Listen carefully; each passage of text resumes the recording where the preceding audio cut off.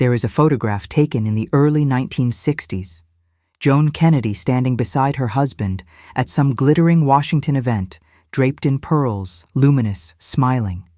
And yet, if you study it long enough, something unsettling surfaces, because that smile never quite reaches her eyes. Everyone knows the Kennedy name, the tragedies, the glamour, the myth. But buried underneath all of it is a woman whose story almost nobody tells. One who paid a price that almost nobody in that family ever had to pay. Her name was Joan Bennett Kennedy, and this is her story, the girl before the Kennedy name. Virginia Joan Bennett was born on September 2, 1936 in Bronxville, New York, a quiet, prosperous suburb just north of New York City. Her father, Harry Wiggin Bennett Jr., worked in advertising. Her mother, Virginia Jones, was a woman who placed enormous importance on appearances, on doing things properly, on presenting the world with a version of yourself that was polished and controlled. It was the kind of household where feelings were managed, not expressed. Joan grew up beautiful. That was never in question. She was tall and blonde, with the kind of striking natural looks that made her stand out in a crowd without any effort at all. She was gentle, too, sensitive in a way that sometimes felt at odds with the world she'd been raised to perform for. She loved music deeply, piano in particular. She was genuinely gifted, and in another life, in a quieter, more private life, it might have been the thing she was known for. She attended the Manhattanville College of the Sacred Heart in Purchase, New York, which, as it happened, was the same school that had produced several Kennedy women, including Ethel, who married Bobby Kennedy. It was a small Catholic women's college, and it shaped its students in a particular way toward grace, toward composure, toward a version of womanhood that was deeply intertwined with duty and presentation. Joan was popular there, warm. She was elected to the homecoming court, involved in campus life, the kind of young woman who made friends easily and kept them. She was not naive exactly, but she carried with her a certain openness, a readiness to trust the world that would in the years ahead be tested in ways she could never have anticipated. It was during her senior year in October 1957 that she met Ted Kennedy for the first time. The introduction came through Ted's sister, Jean Kennedy Smith, at a campus dedication ceremony for a new gymnasium at Manhattanville. The kind of occasion that, when you look back on it later, seems either like fate or like cruelty dressed up as fate. Ted was handsome, charming, full of energy, and he carried the Kennedy name like a torch that lit up whatever room he entered. Joan was dazzled. She was 21 years old. He was 25.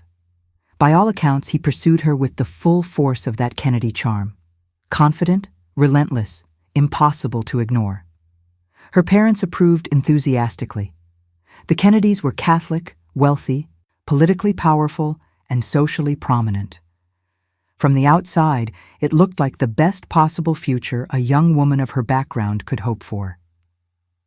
They were married on November 29, 1958, at St. Joseph's Roman Catholic Church in Bronxville.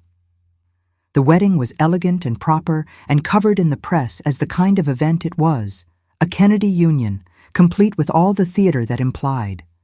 Joan wore a gown with a long, flowing train. She looked, as everyone said at the time, absolutely radiant. She had no idea. She couldn't have known what she was walking into. And the story of what came next is not simply a story about a difficult marriage. It is a story about a woman being slowly, systematically erased. But before we get to what happened inside that marriage, there's something crucial you need to understand about the world Joan had just entered, something that would shape everything that followed. Camelot from the inside. By the time Joan married Ted Kennedy in November of 1958, the Kennedy family was already on its way to becoming something more than a family.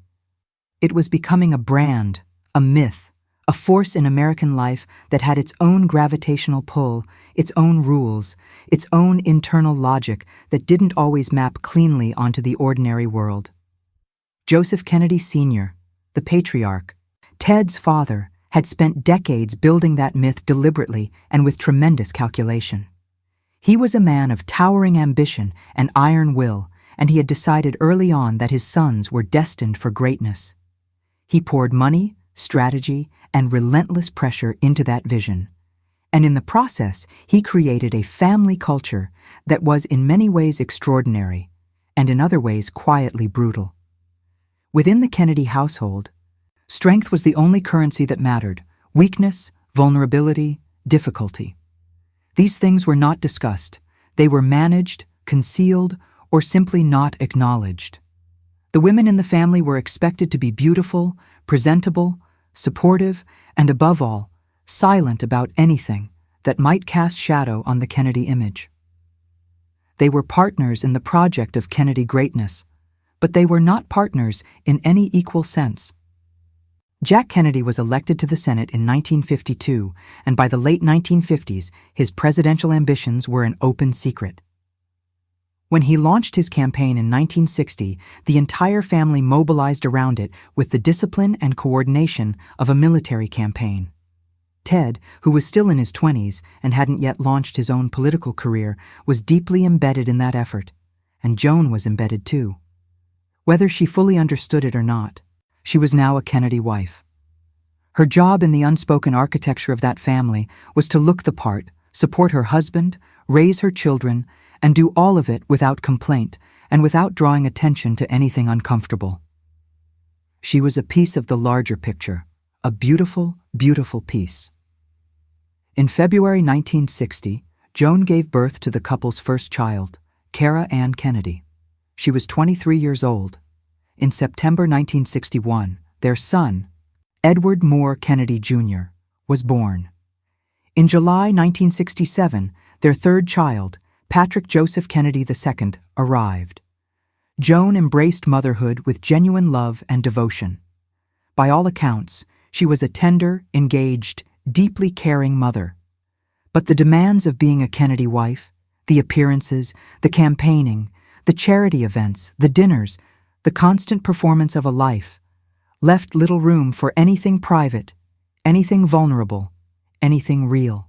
And it was in those early years of marriage that Joan began to understand something about Ted, something that the public would not fully reckon with until much later. Ted Kennedy was serially unfaithful. Throughout their marriage, he had relationships with other women, some brief, some prolonged. Almost none of them kept particularly secret within the circles where the Kennedys moved. Joan knew. She was not protected from knowing. And the expectation around her, from the family, from the culture, from the world she now inhabited, was that she would absorb it and continue. The women who surrounded her, the older Kennedy wives, had to varying degrees done exactly that. It was simply what was done. A Kennedy man's indiscretions were not a reason for disruption. They were a private burden carried quietly, out of view. Joan was not built for that kind of silence. She was too sensitive, too open, too genuinely wounded by the things that wounded her. And the gap between what she felt and what she was allowed to express began to do damage, slow, cumulative, invisible damage that would take years to fully surface. What happened next in the Kennedy family would test everyone. But for Joan, it would begin a descent that none of the people around her seemed equipped to stop. The years of grief. The 1960s were for America and for the Kennedy family a decade of extraordinary highs and devastating losses, and Joan lived through all of it from the inside up close with no buffer between herself and the full force of what was happening.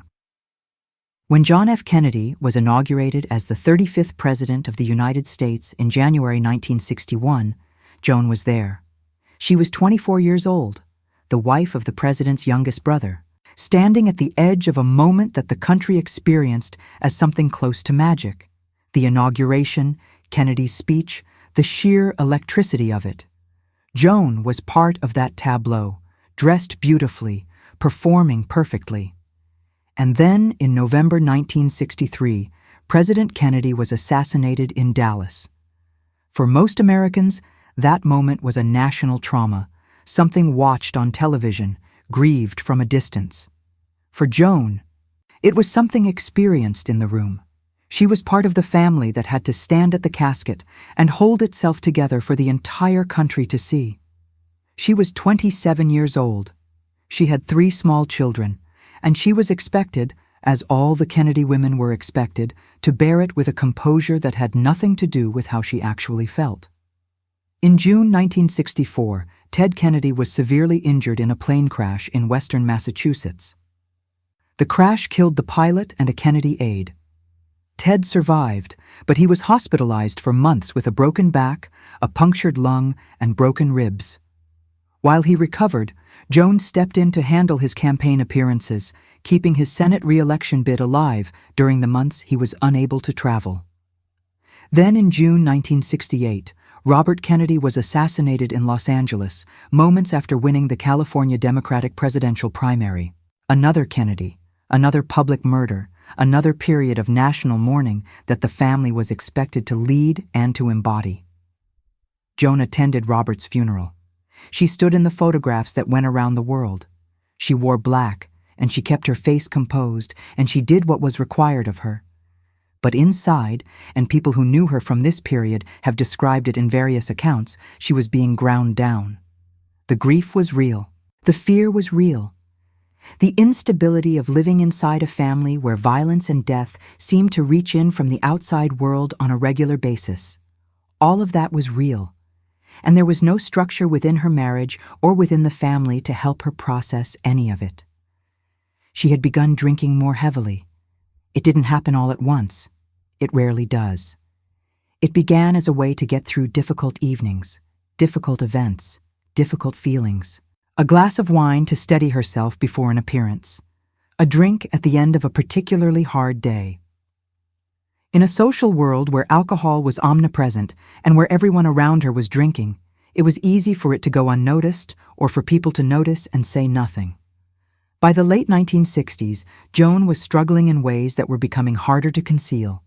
She had also suffered multiple miscarriages during this period, heartbreaking losses that she largely endured without public acknowledgement or family support structures that were equipped to meet her where she was. And then came the summer of 1969. And Chappaquiddick, nothing that had come before, quite prepared Joan or anyone else for what that night would set in motion. Chappaquiddick and its aftermath. On the night of July 18, 1969, Ted Kennedy attended a party on Chappaquiddick Island off the coast of Martha's Vineyard in Massachusetts. The party was a small gathering, Ted and 5 other men along with 6 young women who had worked on Robert Kennedy's 1968 presidential campaign. They were known as the Boiler Room Girls, a name that came from their campaign headquarters. Late that night, Ted left the party with one of those young women, Mary Jo Capetney, a 28-year-old from New Jersey who had been deeply devoted to Robert Kennedy's campaign. Ted was driving. At some point, on a dark road near a narrow wooden bridge called Dyke Bridge, the car went off the bridge and plunged into the dark water below. Ted Kennedy survived. Mary Jo Capetney did not. What happened in the hours that followed has been examined, debated, and condemned for more than 5 decades. Ted did not immediately report the accident to authorities. He left the scene. He returned to the party. He went back to his hotel. Hours passed, critical hours, before a call was made. Mary Jo's body was found in the submerged car the following morning. She had died in an air pocket, which raised the unbearable question of whether she might have survived if help had come sooner. Ted Kennedy pleaded guilty to leaving the scene of an accident. He received a suspended sentence and a license suspension. No charges were brought in relation to Mary Jo Capetney's death. The Kennedy legal and political apparatus mobilized with extraordinary speed to contain the fallout. Ted gave a televised address to the people of Massachusetts in which he expressed sorrow and asked voters whether he should remain in office. The response was largely supportive. He stayed in the Senate. Joan was not at the party that night. She had been home confined to bed following 2 previous miscarriages and pregnant again at the time. When news of the accident broke, Joan was summoned to play her part in the response. She appeared publicly with Ted in the days that followed, Composed beside him, the picture of a wife who stood by her husband. She suffered another miscarriage shortly after. But what Joan actually thought, what she felt in those private hours, in those private rooms, about the accident, about Mary Jo Chappaquiddick, about the party, and who was there, and what had been happening, was something she was not permitted to say openly. She gave a few careful, scripted statements over the years. She did not become a public critic.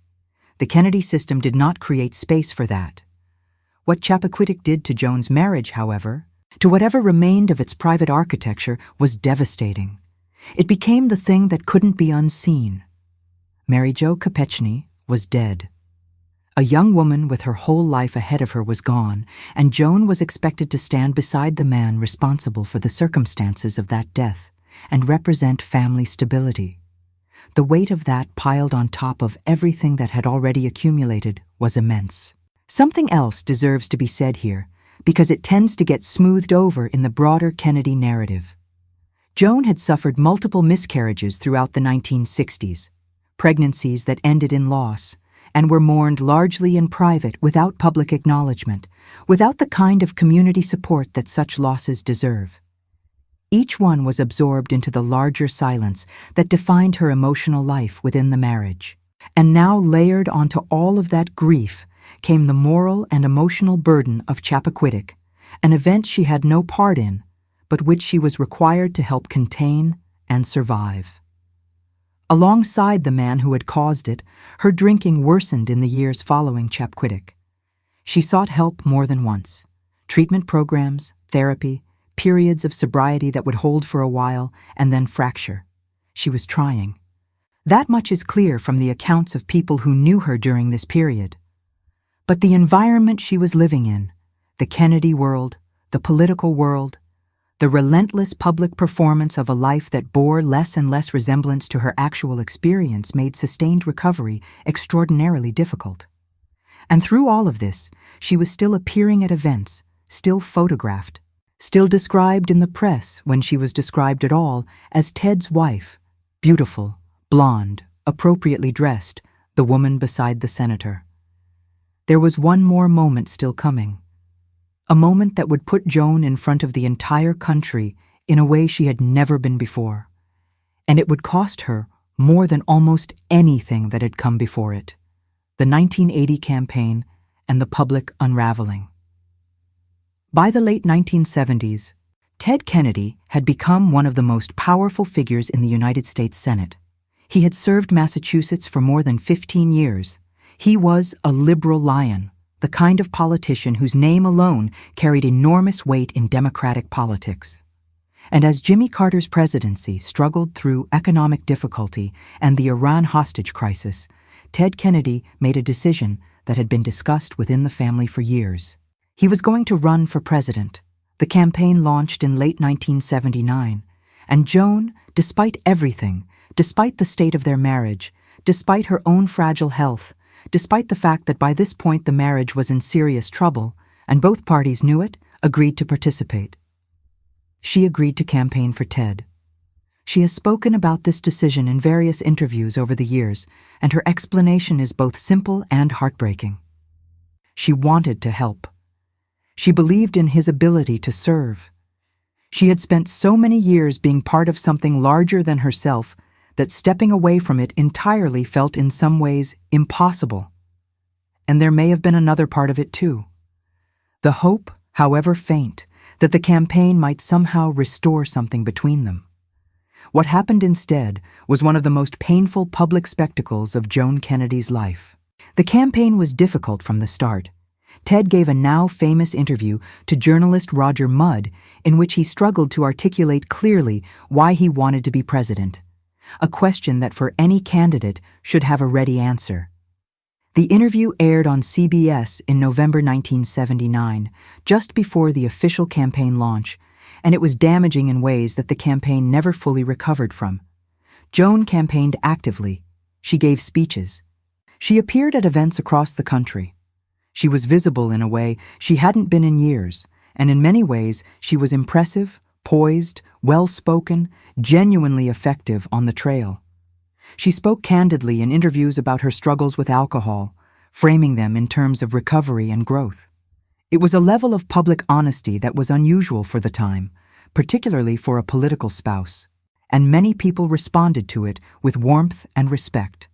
But the scrutiny was brutal. Every public appearance was analyzed. Photographs were studied. Her effect, her expression, her physical appearance, all of it was subject to commentary in ways that her husband's never was. When she looked tired, it was noticed and noted. When she misspoke, it was amplified. The press, which had spent years largely ignoring Joan Kennedy, suddenly had an appetite for her, and not always a kind one. There were difficult days on the trail. There were days when the exhaustion showed, when the weight of everything she was carrying was visible in a way she couldn't fully control. And those moments became part of the campaign narrative in ways that were deeply unfair and deeply painful. Ted Kennedy did not win the 1980 Democratic presidential primary. Jimmy Carter held on through a bruising convention fight, ultimately losing the general election to Ronald Reagan.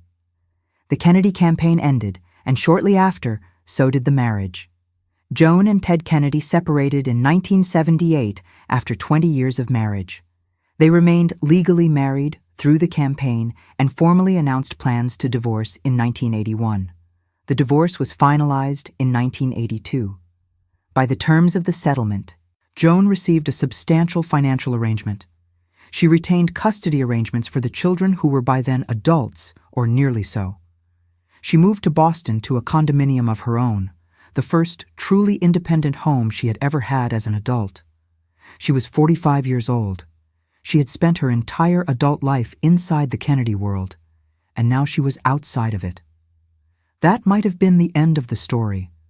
For some people, it would have been, but Joan Kennedy's life after the marriage turned out to be something far more complicated, and in some ways, far more revealing than anything that had come before. Life after the Kennedys. The years following the divorce were for Joan a period of both genuine effort and persistent difficulty. She had never lived fully on her own before. She had gone from her parents' home to a college dormitory to a Kennedy household, and the transition into a life that was entirely her own. Its rhythms, its structures, its demands was a significant one. She enrolled in graduate school at Lesley College in Cambridge, Massachusetts, studying music education. It was a return in some sense to the things she had loved before any of the rest of it had begun. The piano, the music, the part of herself that had existed before she became a Kennedy wife. She completed her master's degree. It was a genuine accomplishment, pursued quietly and without fanfare. She also continued to struggle with alcohol. The sobriety she'd worked toward in the late 1970s and early 1980s did not hold consistently. She cycled through periods of recovery and relapse in a pattern that people close to her describe as heartbreaking to watch, because her desire to get better was never in question. The difficulty was in sustaining it. It is worth pausing here to consider what recovery looks like, what it actually demands, when the person attempting it has no established sense of an independent self to anchor to. Joan had been a daughter, then a student, then a Kennedy wife, then a public figure defined almost entirely in relation to her husband. The divorce gave her freedom, but freedom is not the same as foundation. She was building both at the same time, which is an enormously difficult thing to do, and doing it under the continued pressure of public attention and without anything resembling genuine institutional support from the world. She had spent decades serving. In 1992, she was involved in a minor car accident in Boston. In 1994, she was found outside in the cold in a residential neighborhood, confused and disoriented. These incidents attracted press attention, and the coverage was rarely kind. Joan, who had been largely out of the public eye since the divorce, was suddenly visible again, but in a context that felt invasive and reductive, framing her entirely through the lens of her struggles. Her children were deeply concerned. Kara, Ted Jr., and Patrick, all of whom had grown into adults navigating their own complicated relationships with the Kennedy legacy, were attentive and worried. Ted Jr., in particular, became an important presence in Joan's life during difficult periods, offering support and continuity in a way that seemed to matter greatly to her. She was also, during these years, a participant in various advocacy efforts around substance dependency, speaking occasionally about her own experiences in ways that were meant to reduce the stigma around addiction and treatment. There was a dignity in those appearances and an honesty that some people found genuinely moving. Joan had never been someone who sought attention for its own sake. When she spoke about her struggles, it was because she believed it might help someone else.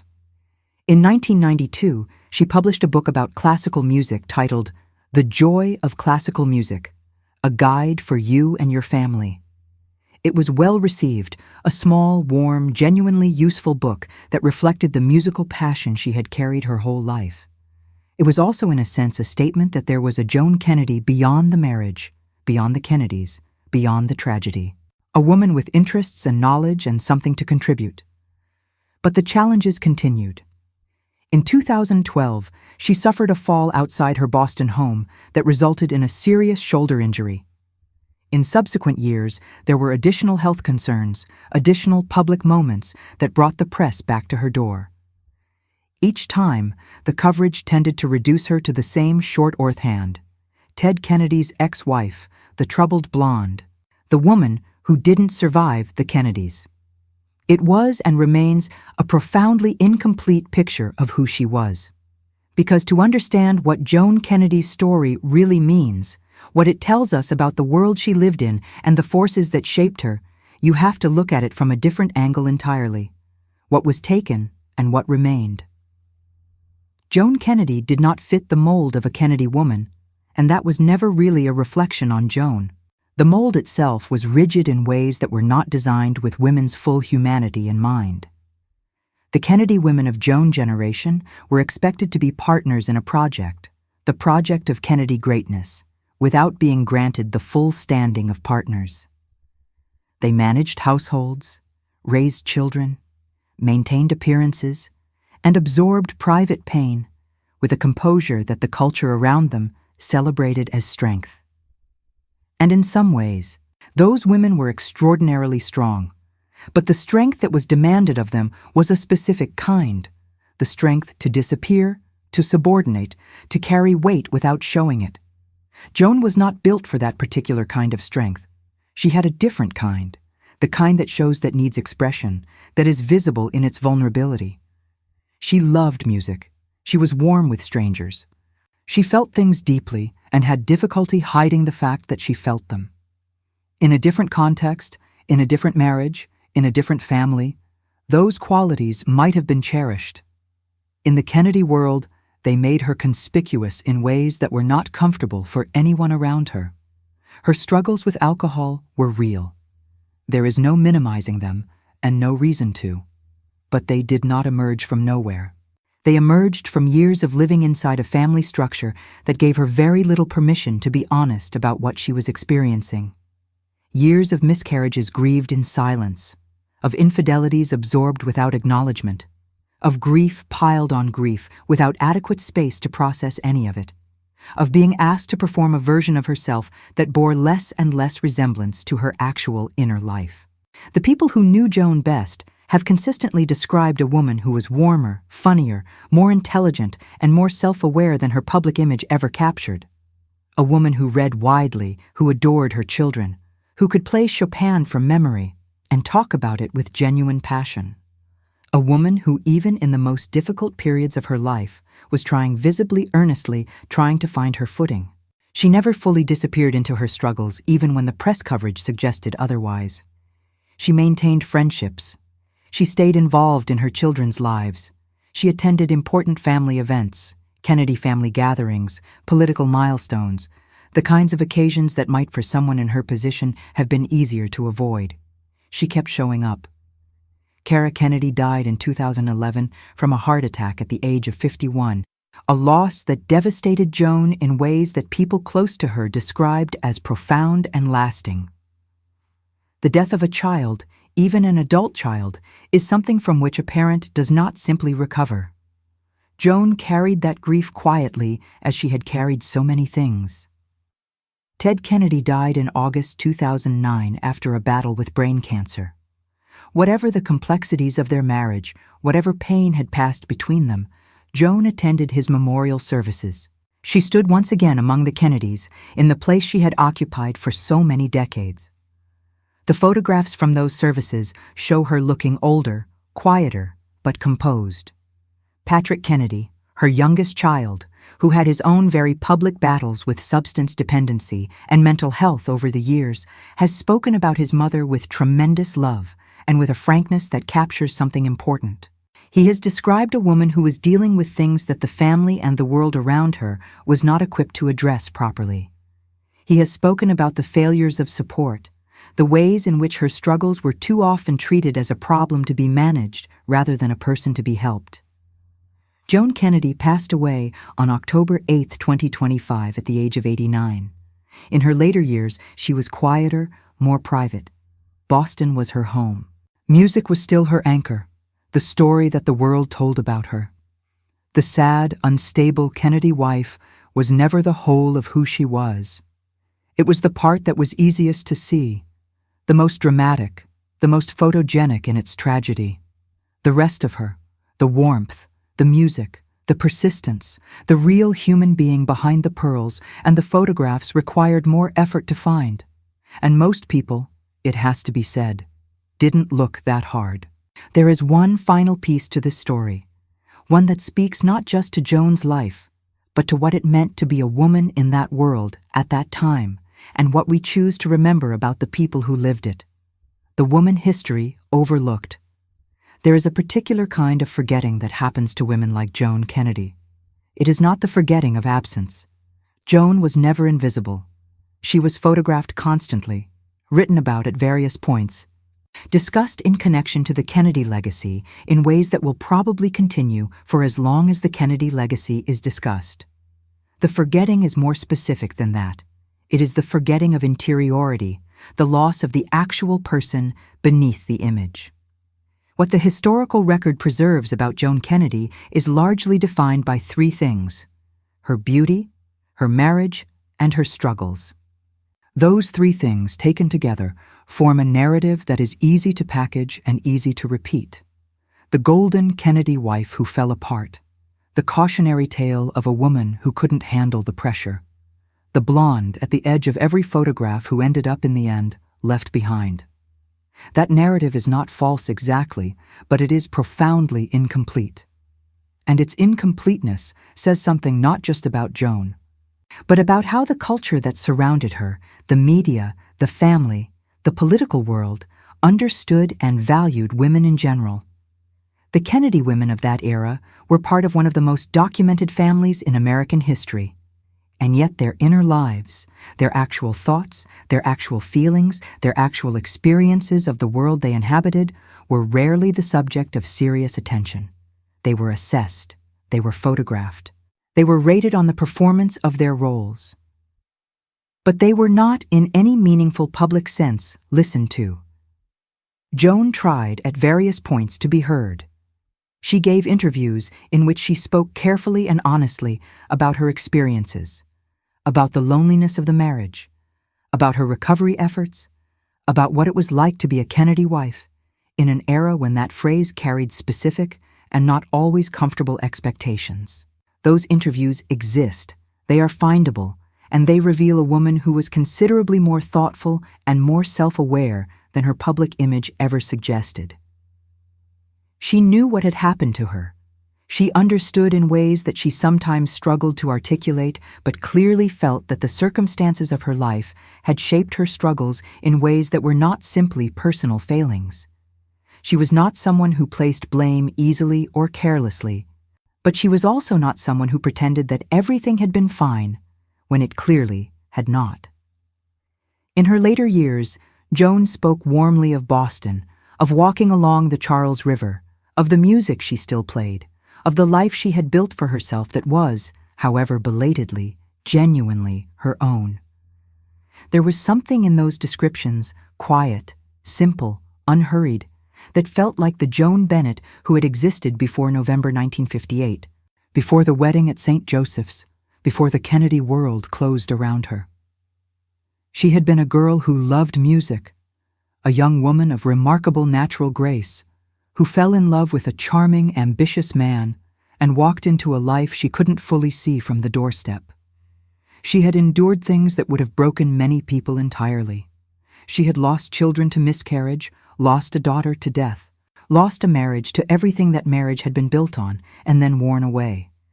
She had battled her own mind and body for decades in a very public way under a scrutiny that was rarely generous. And she had kept going. That part tends to get lost in the telling. She had kept going. Joan Kennedy's life was not a simple tragedy. It was not a cautionary tale, or at least it doesn't deserve to be reduced to one. It was a human life, fully complicated, fully felt, full of loss and love and effort and music and children and early mornings and late nights and all the texture that a real life contains. The tragedy was not who she was. The tragedy was how rarely the world around her made room for who she actually was. The Kennedys were called American royalty, and like actual royalty throughout history, the court around them had its casualties. People who were consumed by the machinery of the family's ambition and image without the machinery ever pausing to acknowledge what it had consumed. Joan Bennett Kennedy was one of those people. She deserved better from the family she married into, from the era she lived through, and from the history that recorded her story. And perhaps the least we can do this far down the road is tell that story a little more completely, a little more honestly, a little more like she was a real person and not just a beautiful woman standing at the edge of someone else's photograph. If you enjoyed this video, please like and subscribe to our channel so you never miss out on more fascinating stories.